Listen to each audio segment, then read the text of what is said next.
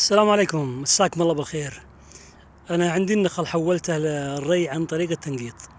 ليات الجي ار اللي فيها فتحات جاهزة، ليات مفتحة يعني زي الليات هذه تجي لفات مفتحة.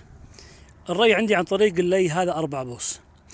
مشكلتي الحين أحتاج تسميد عن طريق الموية، ولكن التسميد عن طريق الموية لازم أقطع اللي هذا 4 بوص وأركب فيه حنفيات ومحابس، واللي قديم ومدفون، عشان كذا صعب.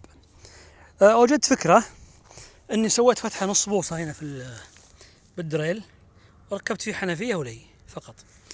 وهنا جبت برميل 200 لتر وفتحته من تحت وركبت فيه حنفية ورفعته، وقلت يمكن ان شاء الله يشتغل بدون ما نحتاج دينامو. لا، صارت دافع موية قوية، والموية صارت تجي من اللي وتعبي الخزان من تحت، اضطر اسكر الحنفية.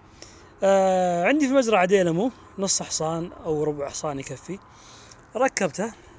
هذا الخزان يطلع منه لي ويصير في الداخل في الخزان هنا، فطالع من الخزان لي ثاني، هذا لي 13 تقريبا، ويروح ينشبك في اللي 4 بوص.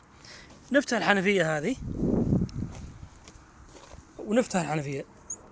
لما فتحت الحنفية هذه شوف الدفع يكون قوي حق اللي 4 بوص، شايفينه يصير يعبي. أنا الآن أحتاج الخزان هذه الموية في الخزان أضخها في اللي، أشغل الدينامو.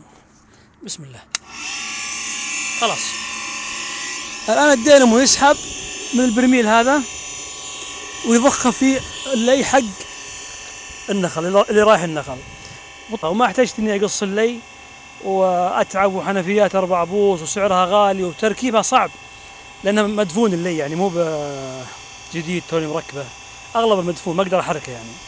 لكن الحمد لله حليت المشكلة هذه. برميل ب35 ريال ودينامو مستعمل عندي في المزرعة.